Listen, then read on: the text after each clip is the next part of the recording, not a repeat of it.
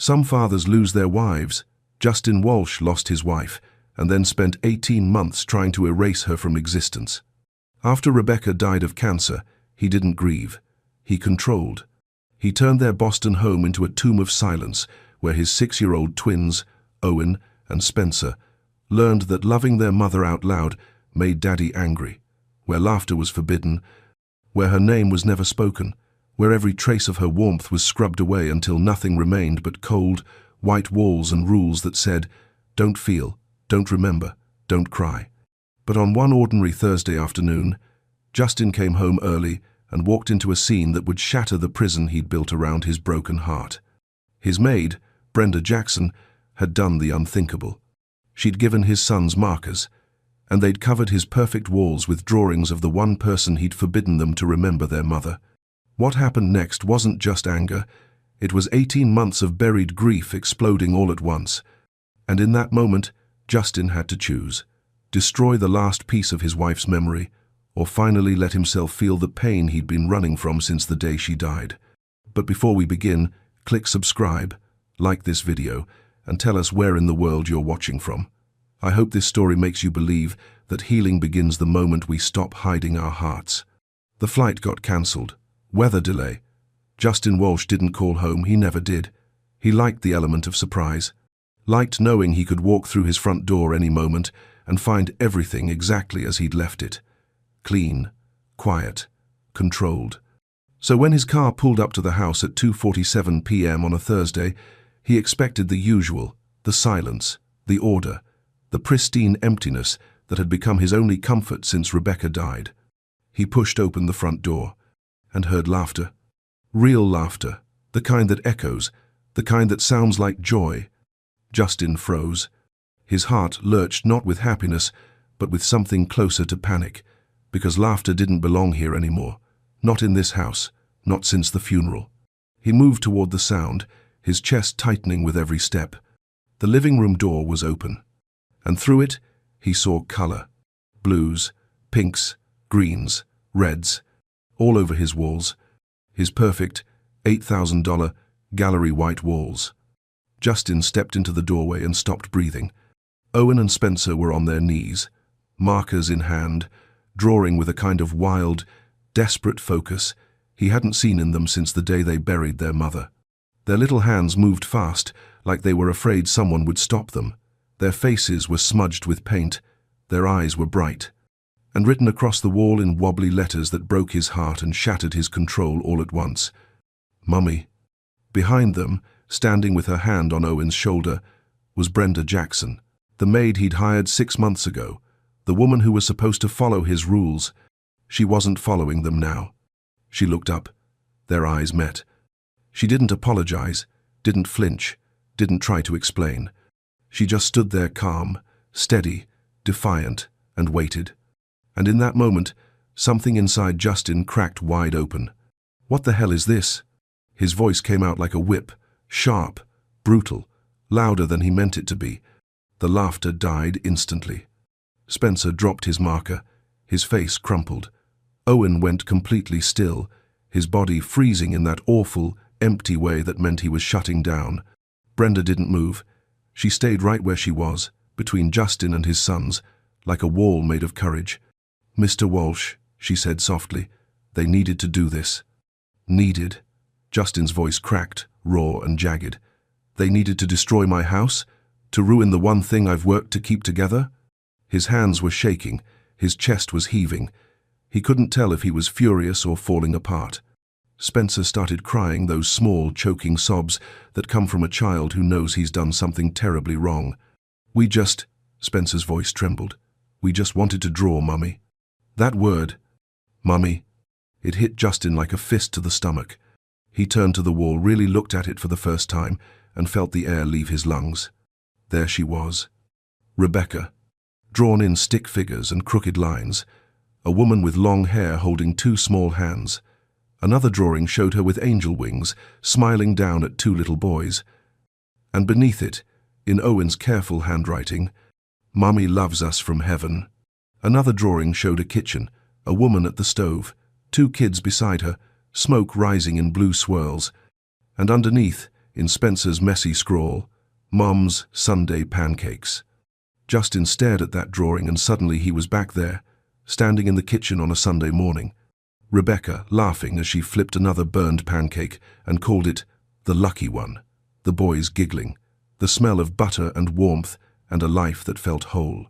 He could almost hear her voice. "They need to see that mistakes are just part of making something beautiful, Justin. Don't ever let them forget that."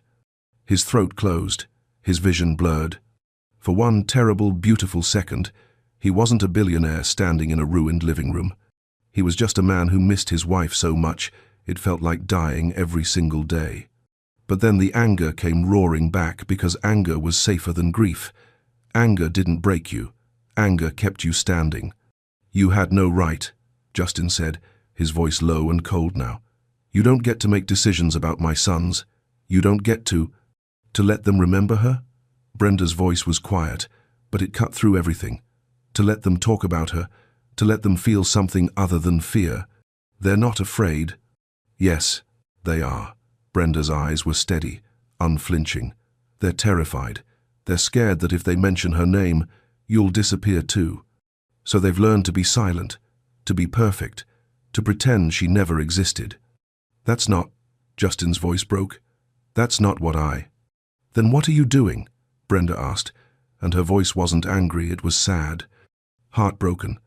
"Because from where I'm standing, you've turned this house into a grave, and your boys are suffocating in it."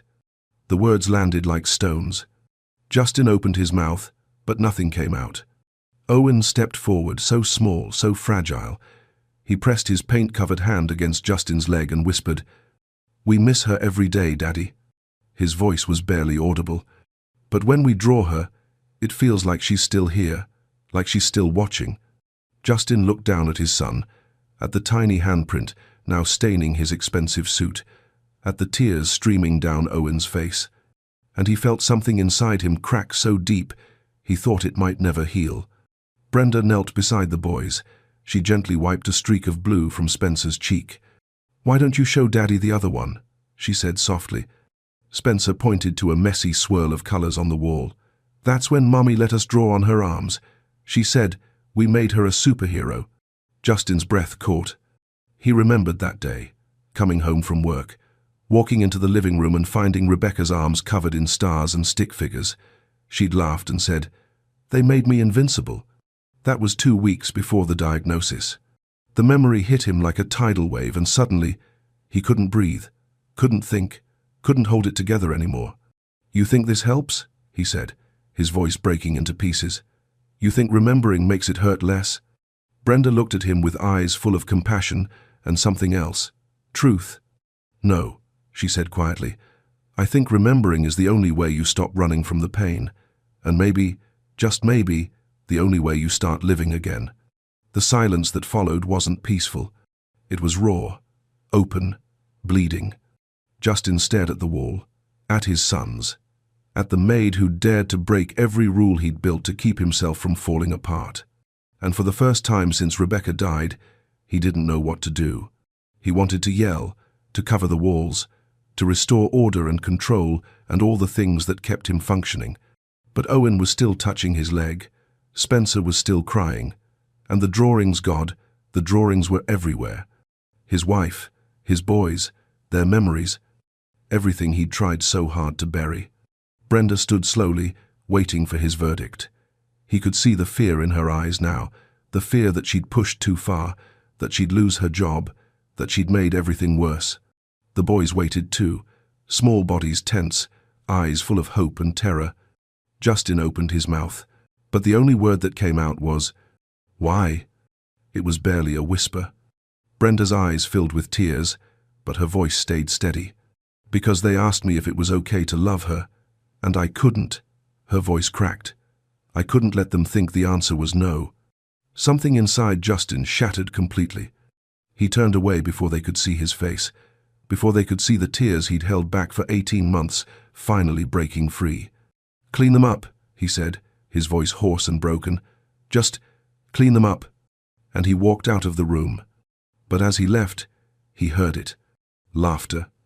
Soft at first, then louder.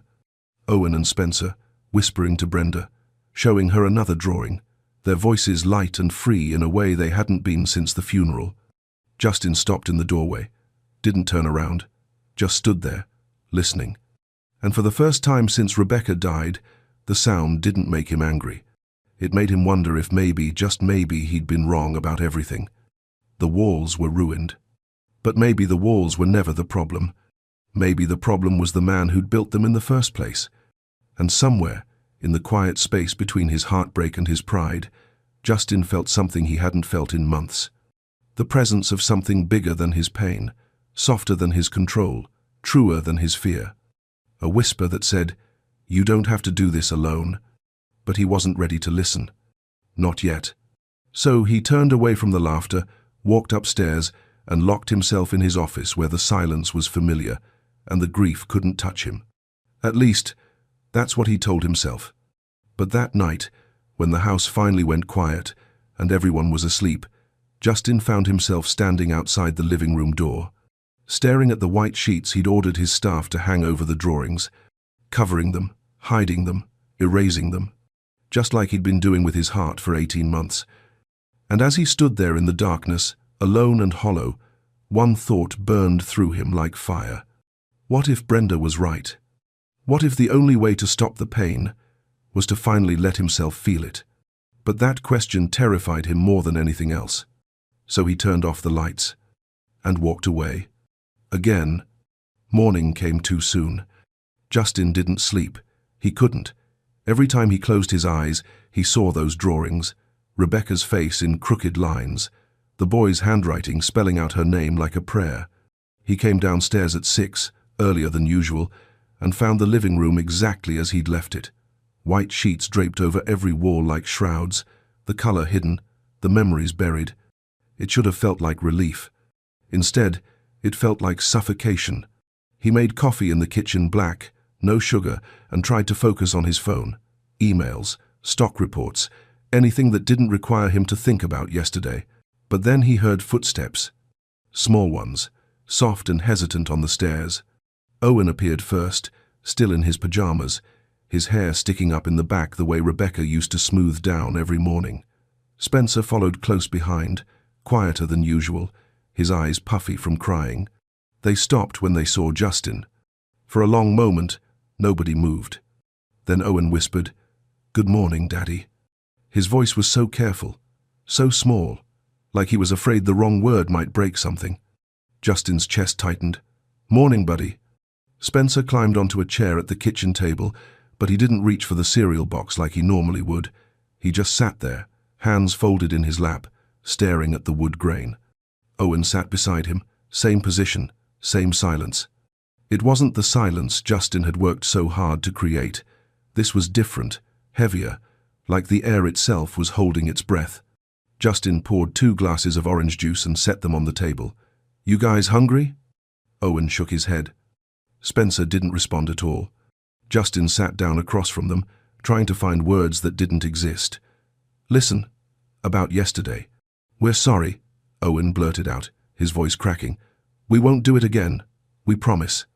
Spencer nodded quickly, tears already forming. "We'll be good. We'll follow the rules." And there it was. The thing that broke Justin more than the drawings ever could. His sons apologizing for loving their mother. "You didn't do anything wrong," Justin said, but his voice came out hollow, mechanical, like he was reading from a script he didn't believe. Owen looked up, confused. "But you were mad." "I was." Justin stopped. What was he? Angry? Scared? Drowning in grief he didn't know how to name? "I was surprised. That's all." "Are you going to fire Miss Brenda?" Spencer asked, his voice barely a whisper. Justin's stomach dropped. He'd forgotten they didn't know yet, that Brenda had already packed her things, that she was gone. She's not coming back," Justin said carefully. The words landed like a blow. Owen's face went pale. Spencer's chin started trembling. "Why?" Owen asked, his voice rising. "We said we're sorry. We'll be good, Daddy, we promise." "It's not about being good," Justin said quickly, but he didn't know how to explain it. How could he tell them the truth? That he'd fired her because she made him feel things he'd spent 18 months trying to kill? That she'd cracked open a door he needed to stay closed? Then why? Spencer's voice broke completely. Why'd you make her leave? Justin opened his mouth, but nothing came out. Because the truth was too ugly to say out loud. I made her leave because she reminded me that I'm failing you, that I've been so busy protecting myself, I forgot to protect you. But he couldn't say that. So instead, he said, the only thing he could think of. Sometimes adults make decisions that don't make sense to kids, but it's for the best. You'll understand when you're older. It was the worst answer he could have given. Owen's face shut down completely, that blank, distant look that meant he'd stopped trying to understand. Spencer just stared at his juice glass, tears sliding silently down his cheeks.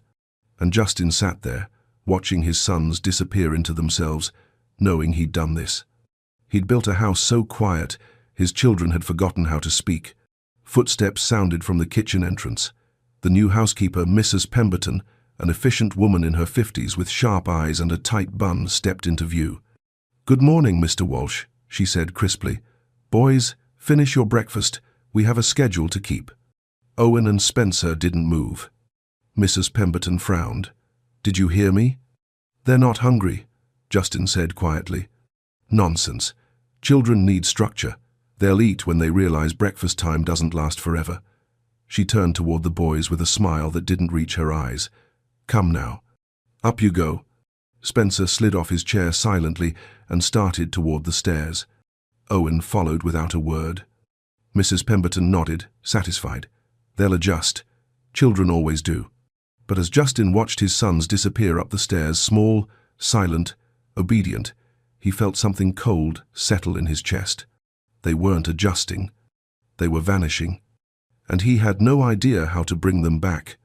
Later that morning, Justin stood outside the living room, staring at those white sheets again. Somewhere underneath, Rebecca smiled in stick figure form. Somewhere underneath, his boys had written her name in colors that felt like hope. And Justin realized something that made his hands shake. He didn't cover those walls to protect his sons from pain. He covered them to protect himself. But protection, he was learning, looked a lot like prison. And the worst part? He'd locked his children inside it with him.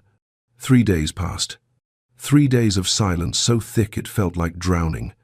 Owen and Spencer stopped talking, not just to Justin, to everyone. They moved through the house like ghosts, pale and weightless, their footsteps barely making a sound. They didn't play, didn't laugh, didn't fight the way brothers do. They just existed. Mrs. Pemberton called it good behavior. She praised them for being well-mannered and obedient. But Justin knew better. This wasn't good behavior. This was surrender. On the third morning, Justin found them sitting in front of the living room wall again. Not playing, not drawing. Just sitting side by side on the floor, staring at the white sheets like they were waiting for something to appear. "Boys," Justin said softly, "what are you doing?" Neither of them answered. He stepped closer, his chest tightening. "Owen? Spencer?" Owen finally turned his head, his eyes hollow and distant. "We're just sitting, Daddy." "Why here?" Spencer's voice came out flat, emotionless. "Because this is where she was." Justin's breath caught. Where she was.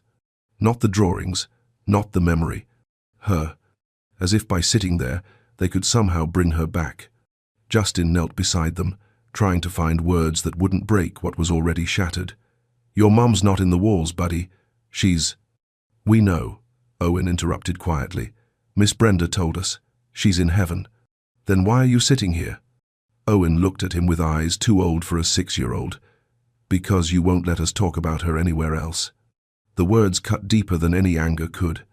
Justin reached out, but Owen pulled away slightly, not dramatically, just enough to make it clear he didn't want to be touched. It was the smallest movement, but it shattered Justin completely. "I'm not trying to—" He stopped, swallowed hard. "I'm not trying to keep you from remembering her." "Then why did you cover the walls?" Spencer asked, his voice breaking. "Why did you make Miss Brenda go away?" Justin didn't have an answer. Or maybe he did, he just couldn't say it out loud. "Because remembering her means feeling the fact that she's gone, and I can't survive that pain again." But his sons were 6 years old. They didn't understand survival tactics. They only understood that their father had erased the one thing that made them feel close to their mother. Mrs. Pemberton appeared in the doorway, her voice sharp. "Boys, come along. We have lessons." Owen stood slowly, mechanically. Spencer followed. They walked past Justin without looking at him. And for the first time since Rebecca's funeral, Justin felt completely, utterly alone. That afternoon, Justin tried to work, tried to focus on emails and conference calls and quarterly reports, but his mind kept drifting back to the boys, to their silence, to the way Owen had pulled away from his touch. At 4 o'clock, his phone rang. Dr. Sarah Chen, the family therapist Rebecca had found before she died. "Mr. Walsh," Dr. Chen's voice was calm but concerned. "I got your message about the boy's behavior. Can you describe what you're seeing?" Justin leaned back in his chair, exhaustion weighing on every word. "They've stopped talking, stopped eating properly. They just sit there." "How long has this been going on?" 3 days. A pause. "What happened 3 days ago?" Justin's jaw tightened. "I had to let our housekeeper go." "The one the boys were close to?" "Yes." Another pause, longer this time. "Mr. Walsh, I need you to listen very carefully. What you're describing is traumatic regression. Your sons are shutting down emotionally because they feel unsafe expressing their feelings." "They're safe," Justin said quickly. "They have everything they need." "They don't have permission to grieve, Doctor," Chen interrupted gently. "Children need to know it's okay to miss someone, to talk about them, to cry, if they think their emotions will cause the adults around them to disappear." "I'm not disappearing." "But someone did, someone they trusted, someone who let them feel what they needed to feel." Her voice softened. "Mr. Walsh, your sons are 6 years old. They've already lost their mother, and now, from their perspective, they've lost another person who made them feel safe. Can you understand how terrifying that is?" Justin closed his eyes, his throat burning. "What do I do?" "You give them what they need most. Permission. Permission to remember, permission to hurt, permission to love someone who isn't here anymore." She paused. "And you stop hiding from your own grief, because children don't just hear what we say, they feel what we refuse to face."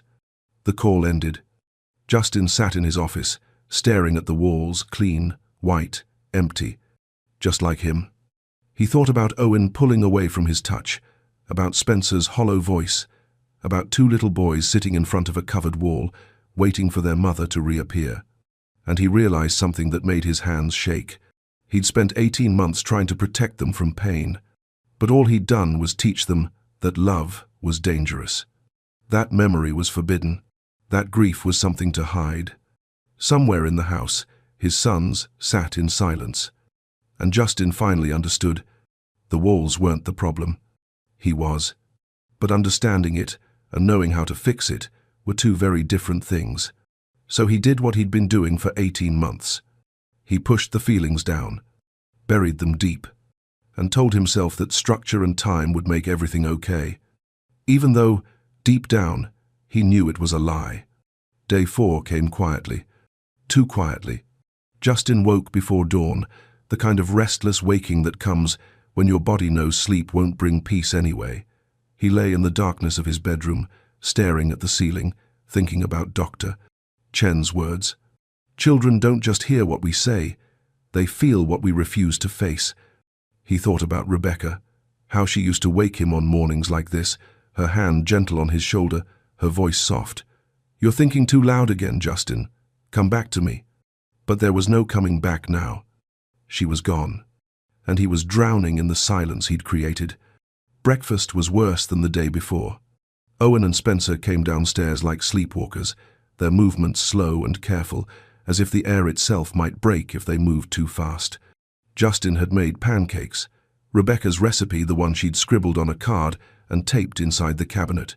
He'd found it last night while searching for coffee filters, and something in him cracked when he saw her handwriting. "Don't forget the vanilla, J. That's the secret."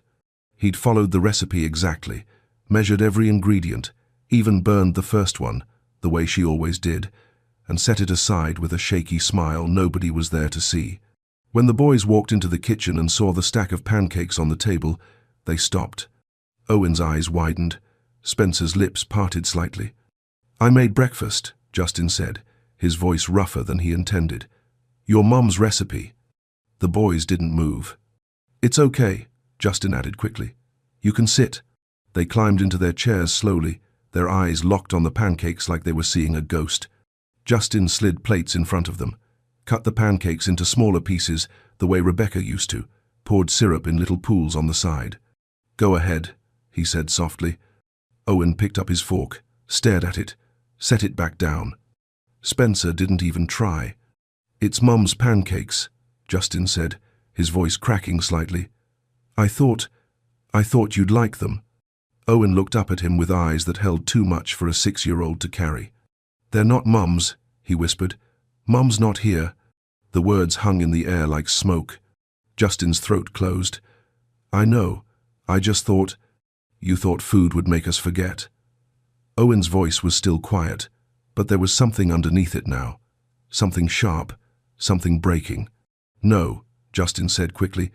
"I thought it would help you remember." "But you won't let us remember," Spencer said, his voice barely audible. "You covered her up." Justin felt something crack wide open in his chest. "That's not what I—" He stopped, took a breath, tried again. "I was trying to protect you." "From what?" Owen asked. "From the pain, from the grief, from the fact that she's gone and never coming back, and I don't know how to live in a world without her." But he couldn't say that. So instead, he said nothing. The silence stretched long and awful and suffocating. Finally, Owen pushed his plate away. "I'm not hungry."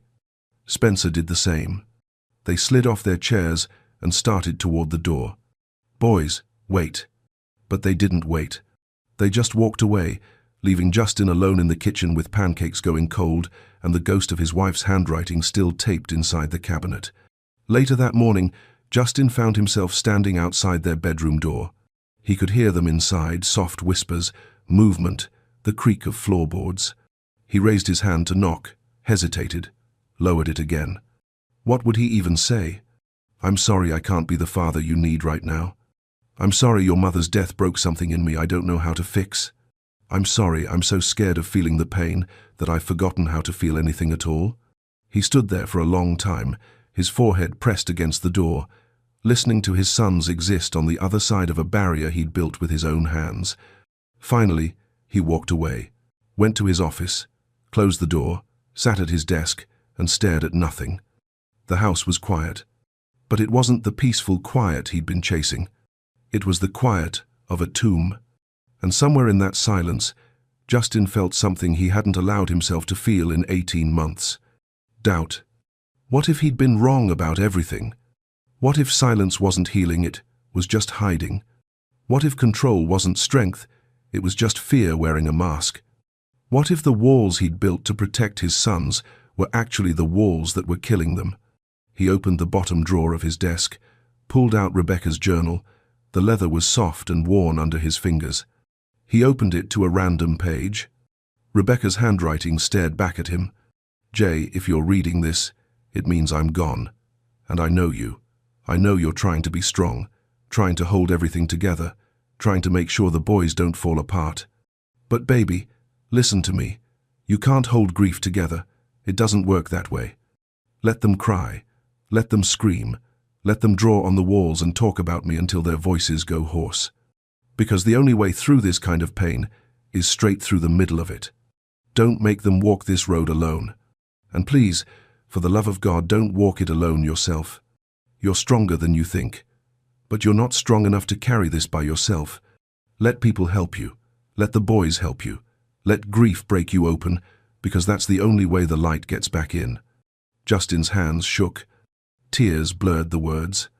And for the first time since she died, he let himself cry, really cry, the kind of sobbing that comes from somewhere so deep it feels like it might never stop. He cried for Rebecca, for the boys, for the man he used to be before grief turned him into stone.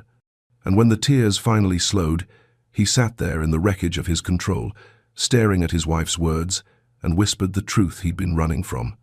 "I don't know how to do this without you." The office was silent, but this time the silence didn't feel like protection. It felt like surrender. And maybe, Just maybe, that was exactly what he needed. Day 5 began with a sound that stopped Justin's heart. A thud. Soft but heavy. The kind of sound that doesn't belong in a quiet morning. Then silence. Then Spencer's voice, high and terrified. "Owen! Owen, wake up!" Justin was out of his office and up the stairs before his mind caught up with his body. His heart slammed against his ribs as he burst through the boys' bedroom door. Owen was on the floor. Pale, eyes half closed, his small body crumpled like a puppet with cut strings. Spencer was kneeling beside him, shaking his brother's shoulder, tears streaming down his face. "Owen, please, please, wake up." Justin dropped to his knees, his hands trembling as he touched Owen's forehead. Cold, too cold. "Owen," his voice cracked. "Buddy, can you hear me?" Owen's eyelids fluttered, his lips moved, but no sound came out. Justin's training kicked in the first aid course Rebecca had made him take years ago. He checked Owen's pulse. Weak, but there. Breathing. Shallow. "Spencer, go downstairs. Tell Mrs. Pemberton to call 911. Now." Spencer didn't move, frozen in terror. "Spencer!" Justin's voice was sharp, desperate. "Go." Spencer ran. Justin gathered Owen into his arms, feeling how light his son had become. Too light. When had that happened? When had Owen gotten so small? "Stay with me," Justin whispered, his voice breaking. "Please, buddy, stay with me." Owen's eyes opened slightly, focused on Justin's face. And in a voice so weak it was barely a breath, he whispered, "I'm sorry, Daddy. I'll be good, I promise." The words shattered Justin completely. "You didn't do anything wrong," he choked out. "You're perfect. You're so perfect." But Owen's eyes were already closing again. The ambulance came within 8 minutes. It felt like 8 hours.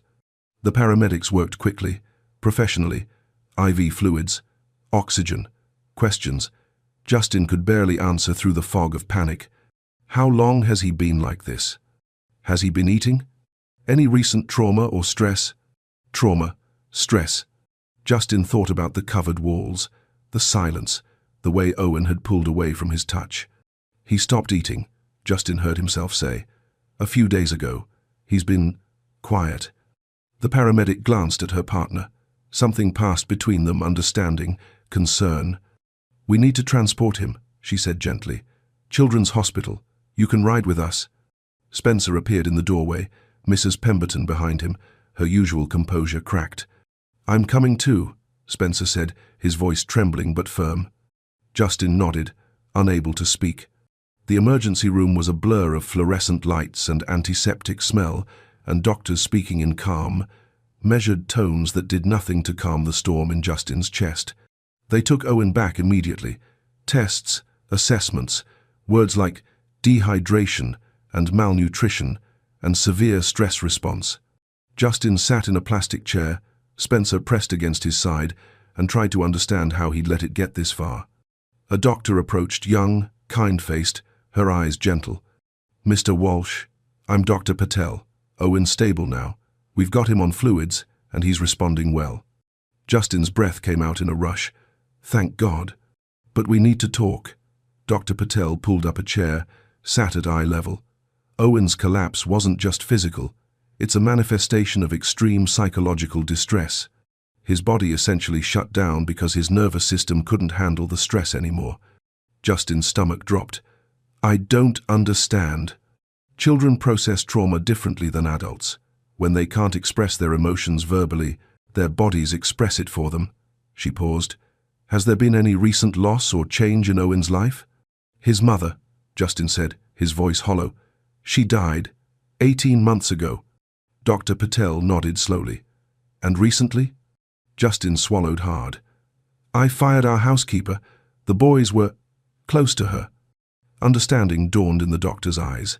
"Mr. Walsh, I need you to hear this. Owen's not just grieving his mother anymore. He's grieving safety, stability, the ability to express love without fear of losing someone else." The words hit like stones. Spencer said something in triage that I think you need to hear. "Doctor." Patel's voice was gentle but firm. He said, "We thought if we were good enough, Daddy wouldn't make Brenda go away like Mommy did. Justin's world tilted. They think love is conditional, Dr. Patel continued. They think if they're perfect, if they're quiet, obedient, invisible, the people they love won't leave. That's not grief, Mr. Walsh. That's fear. And it's killing them. Justin looked down at Spencer, who was staring at the floor, tears dripping silently onto his sneakers. Is that true? Justin whispered. You think I made Mommy leave?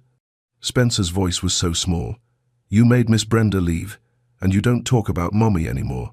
So we thought if we were really, really good, you'd stay. The floor dropped out from under Justin. All this time, all these months of silence and control and rules, he thought he was protecting them.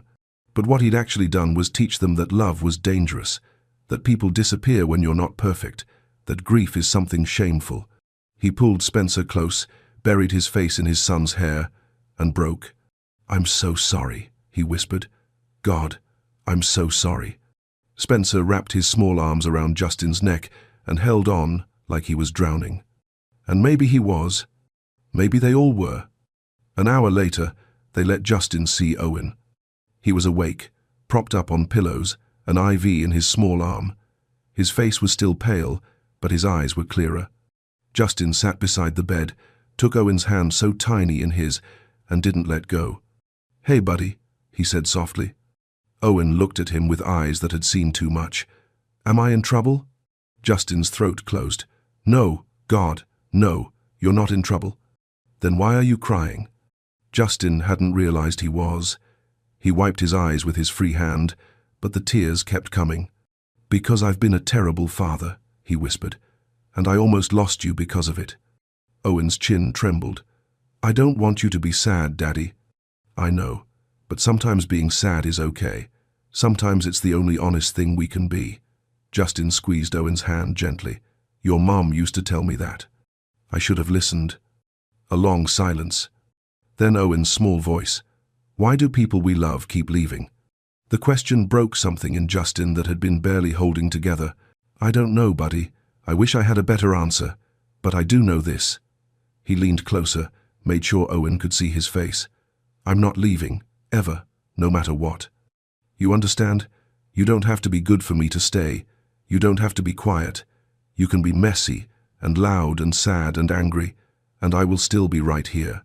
Owen's eyes filled with tears. Promise? I promise. Spencer climbed onto the bed, careful of the IV, and curled up on Owen's other side. And the three of them sat there in the hospital room, broken, exhausted, but together while the machines beeped softly and the world outside kept turning. Justin looked at his sons and realized something that changed everything. He'd spent 18 months trying to build a life without pain. But maybe pain wasn't the enemy. Maybe silence was. Maybe the only way to survive grief was to let it be loud. Owen was kept overnight for observation. The doctors wanted to monitor his vitals, make sure his body could handle food again without distress. Spencer refused to leave his brother's side, curling up in the hospital chair with a blanket a nurse had brought him. Justin sat between them, one hand on Owen's bed rail, the other resting on Spencer's shoulder, and tried to figure out how to rebuild what he'd broken. At some point after midnight, exhaustion pulled Spencer under. His breathing evened out, his small body finally relaxing into sleep. Owen was awake, though, staring at the ceiling with eyes that looked too old. Daddy? His voice was barely a whisper. Yeah, buddy? Can I tell you something? Justin's chest tightened. Anything.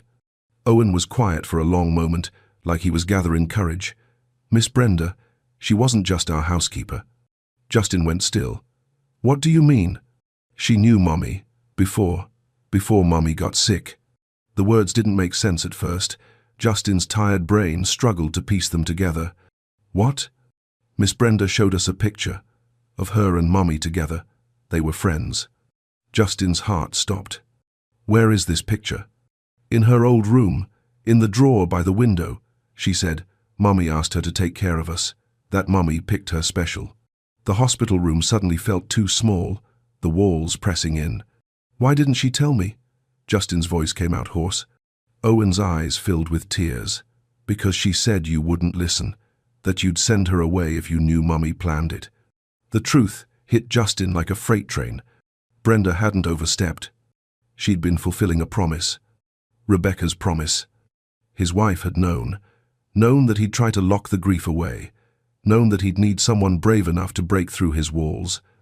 And she'd sent someone who'd loved her too, someone who understood. "I have to go," Justin said suddenly, standing. Owen's hand shot out, grabbing Justin's wrist with surprising strength. "Don't leave." "I'm not leaving, I promise. Justin's voice cracked. "I need to see something. I'll be back before you wake up. I swear." Owen searched his father's face, looking for the lie, the abandonment he'd learned to expect. But Justin held his gaze steady. "I promise, Owen. I'm coming back." Finally, Owen let go. Justin drove home through empty streets, his mind racing. The house was dark when he arrived. Mrs. Pemberton had gone home hours ago. The silence was deafening. He climbed the stairs to the third floor to the room Brenda had occupied for 6 months. The room he'd barely entered, even when she worked there. He opened the drawer by the window. And there it was. A photograph in a simple wooden frame. Rebecca and Brenda, arms around each other, laughing at something outside the camera's view. They were at some kind of support group. He could see the folding chairs, the coffee station, the cancer awareness ribbons pinned to a bulletin board in the background. Rebecca looked thin, tired, but her smile was real. And beside her, Brenda looked at Rebecca with the kind of tenderness that only comes from gender friendship. Justin's hands shook as he turned the frame over. Taped to the back was a note, Rebecca's handwriting, dated 3 weeks before she died. B. Thank you for everything, for listening, for understanding, for not treating me like I'm already gone. When I am gone, please watch over my boys. They're going to need someone who remembers me, as I really was, messy, imperfect, full of love they won't know how to process. Jay will try to shut everyone out. He'll build walls and call it protection. He'll think silence means healing. Don't let him. The boys need permission to grieve, and Justin needs someone brave enough to show him it's okay to break. You're that someone. I know it in my bones. Please don't give up on them, even when it's hard, even when Justin pushes you away. And he will. Trust me. They need you, more than they'll ever be able to say. All my love. Becca. P.S. Tell the boys I'm proud of them. Every single day. Make sure they know. Justin sank onto Brenda's bed, the note trembling in his hands. Rebecca had known. She'd known exactly what would happen. And she'd sent help. But he'd been so blinded by his need for control, so terrified of feeling the grief, that he'd thrown that help away. He'd fired the one person Rebecca had trusted to hold them together. The realization crushed him. Brenda hadn't been manipulating his children. She'd been loving them the way Rebecca would have wanted. And he'd punished her for it. Justin pressed the note to his chest and let out a sound he didn't recognize, somewhere between a sob and a prayer. God, he whispered into the empty room, what have I done? The house gave no answer. Just silence. Always silence. But this time, the silence felt different. It felt like conviction, like truth breaking through concrete, like the moment right before everything changes. Justin looked at the photograph again, at Rebecca's face, at Brenda's gentle smile. And he knew what he had to do. He had to find Brenda. He had to apologize. Not the hollow, corporate apology he'd give a business partner. A real one, the kind that costs something, the kind that requires him to admit he was wrong about everything. He stood, tucked the photo and note into his jacket pocket, and headed for the door. But before he left, he stopped in the living room. The white sheets still hung over the walls. He walked to the largest one, gripped the edge, and pulled. The sheet fell away, and there she was, Rebecca, drawn in stick figures and crooked hearts and colors that looked like joy. Mommy loves us from heaven. Mom's Sunday pancakes. Mommy said, we made her a superhero. Justin stared at the wall, really stared at it, and saw what he should have seen from the beginning. This wasn't destruction. This was love. Messy, imperfect, beautiful love. The kind Rebecca had lived by. The kind he'd forgotten how to give. His phone buzzed. A text from the hospital nurse. Owen's asking for you. Justin looked at the wall one more time. Then he turned and walked out the door. But this time, he wasn't running from the truth. He was finally ready to face it. And maybe, just maybe, that was where healing actually began. Justin drove back to the hospital as dawn crept over Boston. The city was just waking, soft light spilling over brick buildings, early commuters clutching coffee cups, the world moving forward the way it always does, indifferent to the private earthquakes happening in people's hearts. But Justin felt different. Lighter somehow, or maybe just less numb. The photograph was still in his jacket pocket, pressing against his chest like a heartbeat he'd forgotten he had. When he walked back into Owen's room, both boys were awake. Spencer had climbed into bed beside his brother, and they were whispering about something, their heads close together, their voices soft. They stopped when they saw Justin. For a moment, nobody spoke. Then Justin pulled the chair closer and sat down, eye level with them. "I found the picture," he said quietly. Owen's eyes widened. Spencer sat up straighter. Justin pulled the photograph from his pocket and held it so they could see. Rebecca and Brenda, laughing together, frozen in a moment of friendship that death couldn't erase. "You were right," Justin said, his voice rough. "Miss Brenda and your mum were friends. Good friends." "Did you read the note?" Owen asked carefully. Justin nodded. "I did." "Are you mad?" "No." Justin's throat tightened. "I'm not mad. He struggled to find the word. "I'm ashamed." Spencer frowned. "Why?" "Because your mum trusted Miss Brenda to take care of you, and I fired her for doing exactly what your mum asked her to do." Justin looked at both of them, making sure they could see the truth in his eyes. "I was wrong. About the walls, about the rules, about all of it." Owen's lip trembled. "You were just sad, Daddy." "Yeah, I was sad, but being sad doesn't give me the right to make you sad too." Justin reached out, rested his hand on Owen's. "Your mum left that note because she knew I'd mess this up. She knew I'd try to control everything instead of just feeling it." "Feeling what?" Spencer asked. "How much I miss her." Justin's voice broke. "How scared I am of being your dad without her here to show me how. How much it hurts to walk through that house and see all the places she used to be." The boys were silent, watching him. "I thought if I kept everything clean and quiet, the pain would go away." Justin continued. "But all I did was teach you that loving her was wrong, that remembering her was dangerous, and that's the worst thing I could have done." Tears slipped down Owen's cheeks. "We thought you didn't want to remember her." "God, no." Justin pulled them both close, careful of Owen's before. "I think about her every single day, every single moment. I just didn't know how to talk about her without falling apart." "Maybe falling apart is okay," Spencer whispered into Justin's shoulder. Justin's breath hitched. "Yeah, maybe it is." They sat like that for a long time, three broken people holding each other together in a hospital room while machines beeped softly and the morning light grew stronger through the window. Finally, Owen pulled back slightly. "Daddy, can we ask Miss Brenda to come back?" Justin's heart squeezed. "I don't know if she'll want to. I said some really hurtful things to her." "But you could try," Spencer said, hope flickering in his eyes. "You could say sorry." Justin thought about Brenda's face when he'd fired her, the quiet dignity, the sadness, the way she'd hugged the boys and told them to keep drawing. "I can try," he said, "but it has to be a real apology, not just words. I have to mean it." "Do you mean it?" Owen asked. Justin looked at his sons, at their hopeful faces, their fragile trust, the courage it took for them to even ask. "Yeah," he said softly, "I mean it." Later that morning, after the doctors cleared Owen to go home, Justin stood in the hospital parking lot, staring at his phone. Brenda's number was still in his contacts. He'd never deleted it.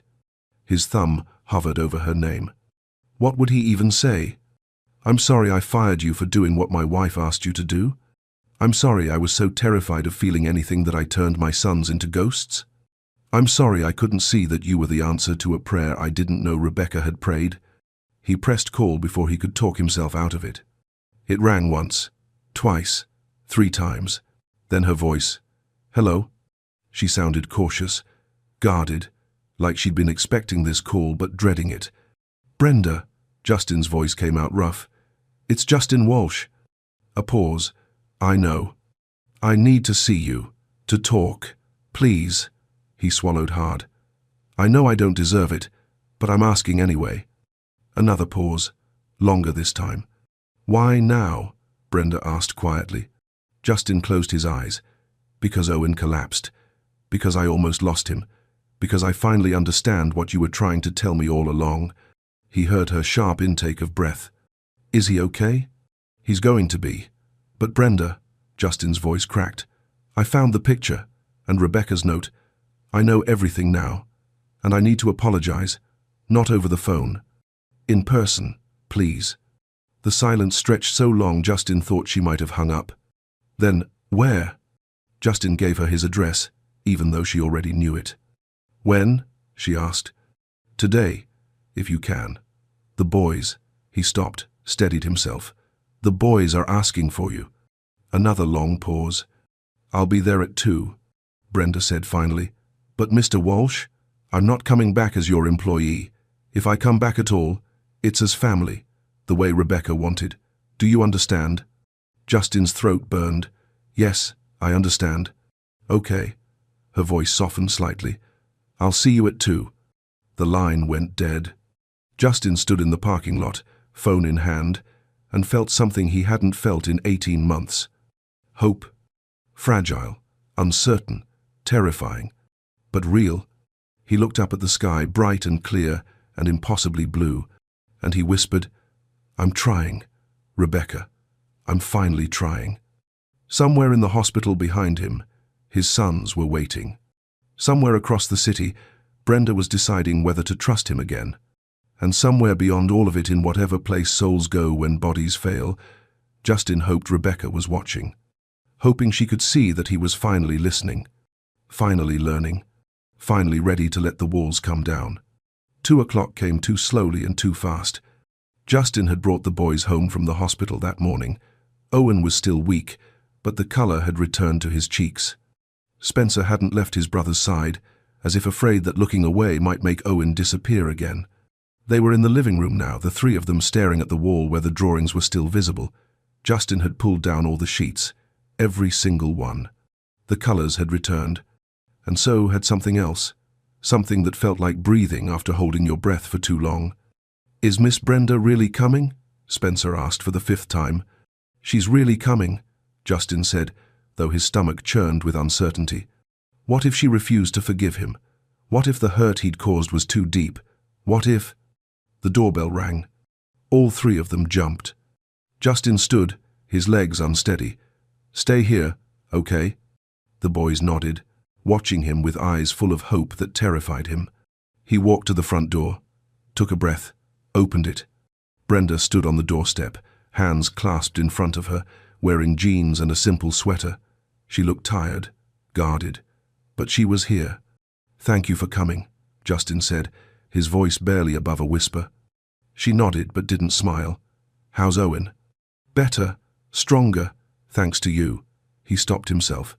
Can we talk, please? Brenda glanced past him toward the living room, where she could probably hear the boys whispering. Her expression softened slightly, but when she looked back at Justin, the wall was still there. Okay.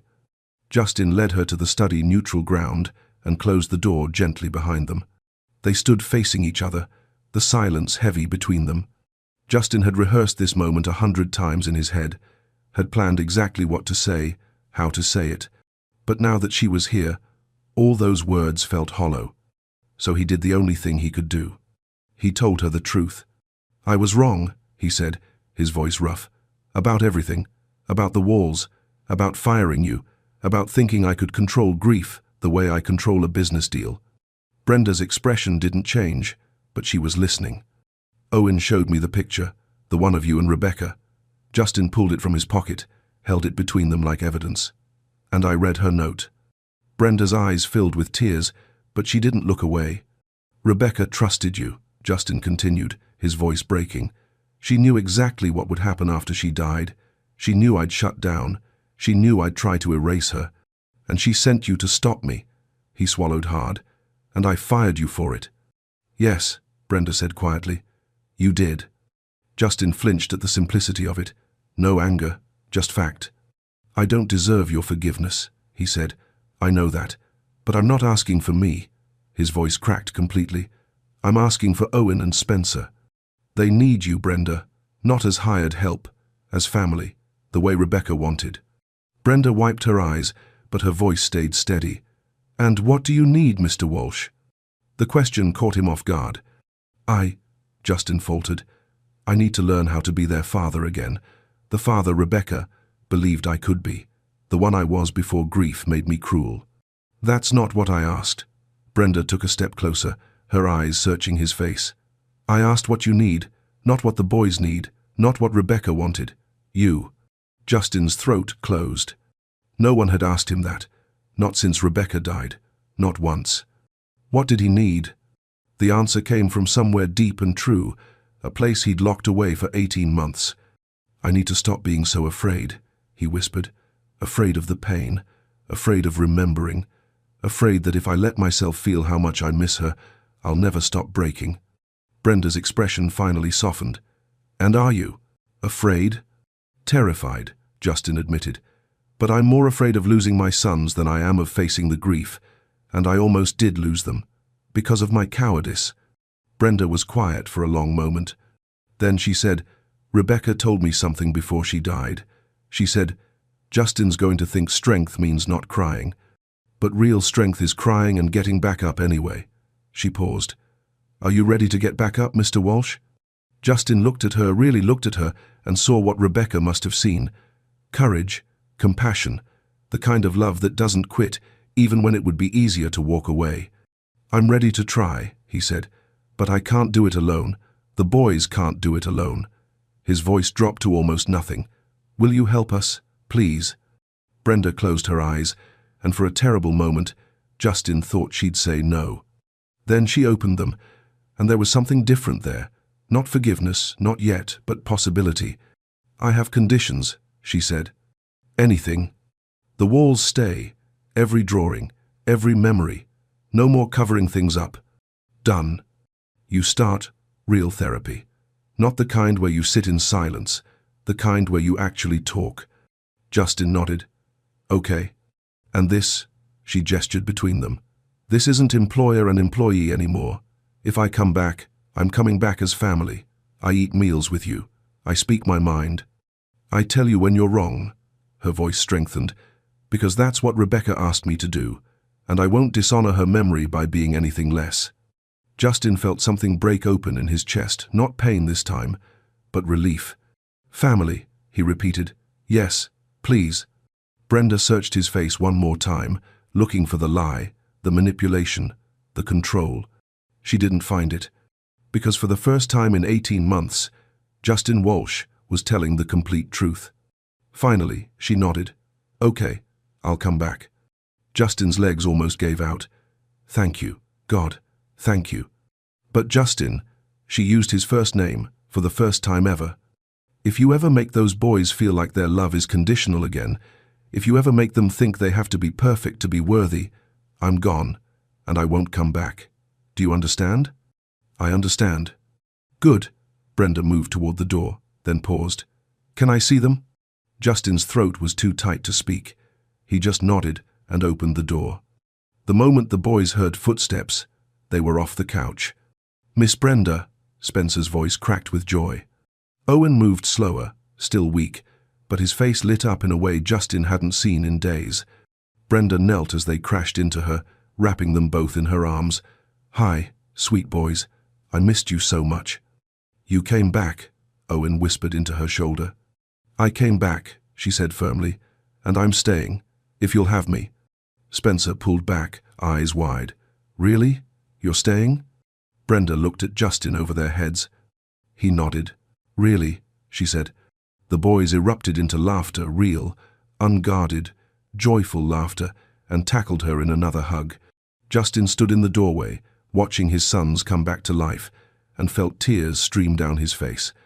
But this time, he didn't hide them. This time, he let them fall. Because maybe, just maybe, Rebecca had been right all along. Real strength wasn't holding everything together. It was letting yourself break open so the light could finally get back in. 2 weeks later, the house felt different.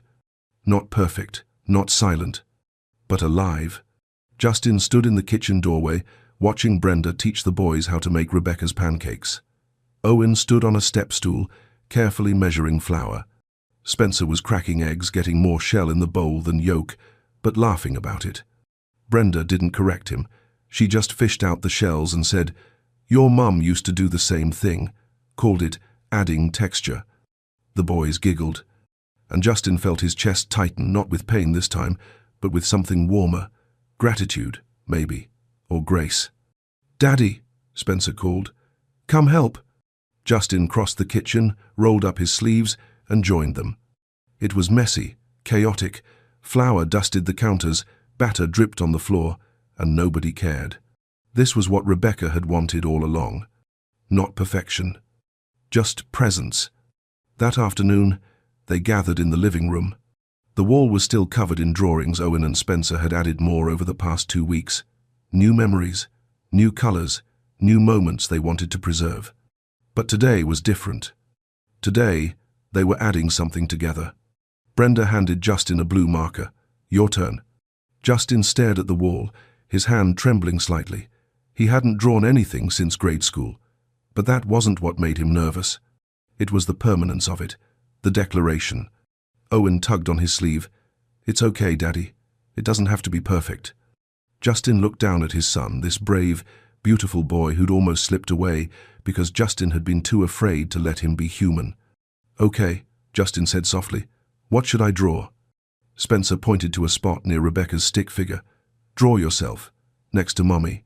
Justin knelt, uncapped the marker, and drew a simple figure beside Rebecca, tall, a bit crooked, holding her hand. Underneath, in careful letters, he wrote, "Daddy's learning to remember out loud." Owen added his own drawing beside it, the 4 of them together.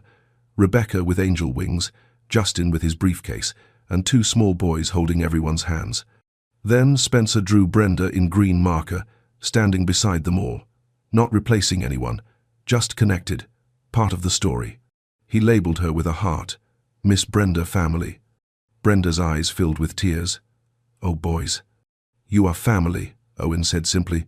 "Mommy said so." Justin stood, looking at the wall, this beautiful, messy, honest mural of grief and love and healing. It wasn't what he'd planned, but it was real. And real, he was learning, was so much better than perfect. That evening, after the boys were in bed, Justin found himself standing in the living room again. Brenda joined him, 2 cups of tea in her hands. She offered him one. "Thank you," he said, "for everything, for not giving up on us." Brenda smiled softly. "Rebecca wouldn't let me. She had very specific instructions." Justin laughed, a real laugh, the kind that came from somewhere deep. "That sounds like her." They stood in comfortable silence, looking at the wall. "You know what she told me the last time I saw her?" Brenda said quietly. Justin shook his head. She said, "Tell Justin it's okay to be scared, but don't let him forget how to love." Brenda's voice wavered. "I think she knew you'd try to protect yourself by shutting down, but she also believed you'd find your way back." Justin's throat tightened. "I almost didn't." "But you did." Brenda touched his arm gently. "That's what matters." Justin looked at the drawings again, at Rebecca's smiling face, at his son's handwriting, at the colors that had once terrified him and now felt like home. "I used to think remembering her would make the pain worse," he said. "But it's the opposite. Remembering her, it's like she's still here, in every story, every laugh, every messy pancake breakfast." "She is still here," Brenda said. "In Owen's kindness, in Spencer's courage, in the way you're learning to let yourself feel again." Justin nodded, unable to speak. Brenda squeezed his arm once, then headed toward the stairs. "Good night, Justin." "Brenda." She turned. "Rebecca chose well," he said, "when she chose you." Brenda's smile was soft and sad and beautiful. "She chose well when she chose you too. You just forgot for a while." After she left, Justin stayed in the living room, alone with the wall and his thoughts. He pulled out his phone and opened a new note, started typing. "Dear Rebecca, I'm sorry it took me so long. Sorry I tried to erase you. Sorry I taught our boys that loving you was something to hide. But I'm learning. We're all learning. Brenda came back. The walls are covered in color again. Owen and Spencer are laughing. And I'm... He paused, searching for the right word. I'm breathing again. I know you're watching. I feel it sometimes, in the quiet moments, in the way Spencer tilts his head just like you did, in Owen's gentle heart that he got from you. I promise I'll do better. I'll let them be messy. Let them remember you out loud. Let them know that love isn't something that disappears when you're not perfect. Thank you for sending Brenda. Thank you for knowing I'd need her even when I didn't know it myself. And thank you for teaching me even now, even from wherever you are, that the bravest thing we can do is keep loving, even when it hurts. I miss you every day, but I'm not running from it anymore. I'm letting the boys feel it. I'm letting myself feel it. And somehow, in the feeling, we're finding our way back to each other. I love you. Always. Jay. He saved the note, closed his phone, and looked at the wall one more time. The house was quiet now, but it wasn't the silence of a tomb. It was the peaceful quiet that comes after a storm when everything's been broken open and washed clean and you realize you're still standing, still breathing, still here. Justin walked to the wall and placed his hand on the drawing of Rebecca. "Good night, Becca," he whispered. And for the first time since she died, he felt something other than grief when he said her name. He felt gratitude for the years they'd had, for the boys she'd given him, for the wisdom she'd left behind, for Brenda, who'd been brave enough to honor a dying woman's wish even when it cost her everything. Justin turned off the lights and headed upstairs. In their room, Owen and Spencer were tangled together, breathing softly, their faces peaceful. He stood in the doorway, watching them sleep, and made a promise not to Rebecca this time, but to them. "I'll do better. I'll be present. I'll let you be human. I'll teach you that love isn't about perfection, it's about showing up, even when it's hard."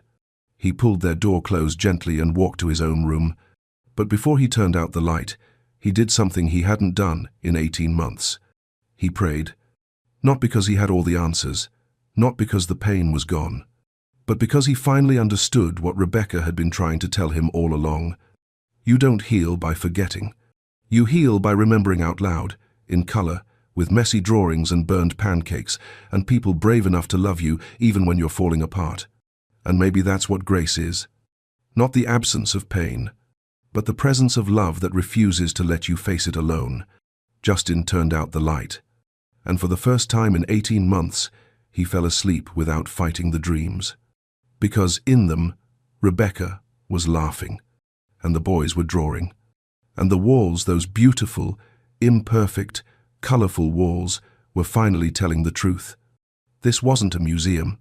This was a home, where grief and love lived side by side, where mistakes were forgiven, where memories were treasured, and where a family broken but healing, imperfect but trying, was learning to breathe again. Together,